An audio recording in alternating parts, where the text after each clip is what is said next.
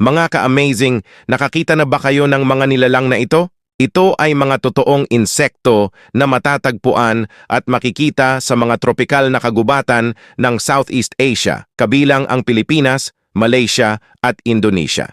Sila ay kilala sa tawag na Phyllium, leaf insect o leaf bug. Ang mga leaf insect ay mga uri ng insekto sa wild na mahusay sa pag-camouflage at kadalasang mini-mimic o ginagaya nila ang porma ng isang totoong dahon. Parte ito ng kanilang defense mechanism na nakatutulong sa kanila sa pag-iwas sa mga predator. Sila ay may lifespan na tumatagal lamang ng 12 buwan o 1 taon.